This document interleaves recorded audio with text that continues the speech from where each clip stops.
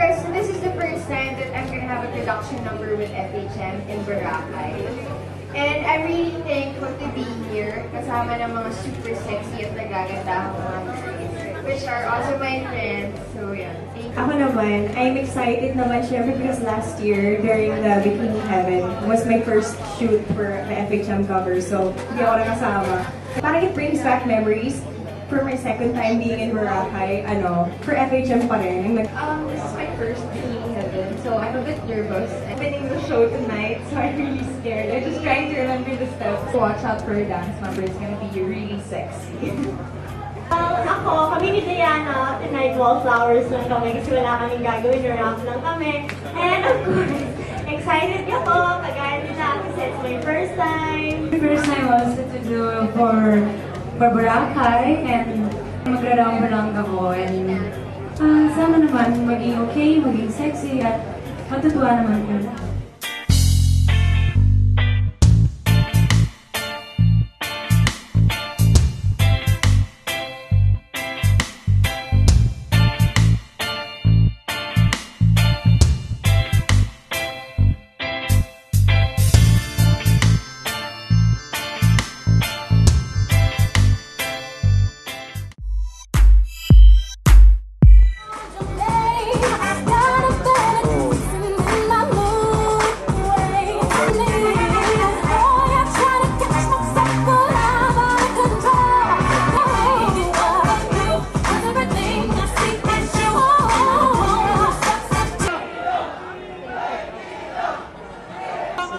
Tematic dapat tayo, Bikini Heaven, okay lang ba?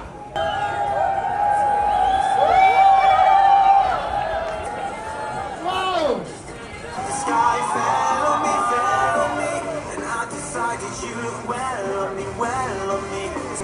Drink it if you can you stand? The sun goes down, the stars go out, and my universe will never be the same. I'm glad you came, I'm glad you came. Oh, Sam? Type writer ito. Bakit? Type kasi kita eh. Sam, ang name mo ba, Song Taro? Bakit? Every time na ko name mo, napapasayaw ako eh.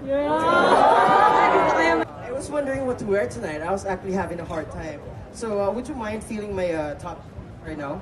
Okay. What do you feel? Cotton? Yeah, that's boyfriend material, baby.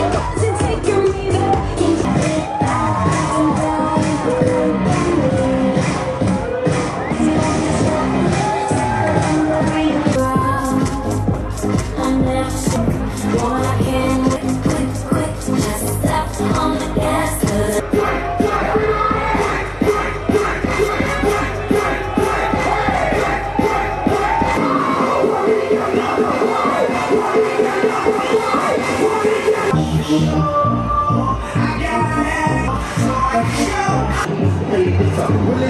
got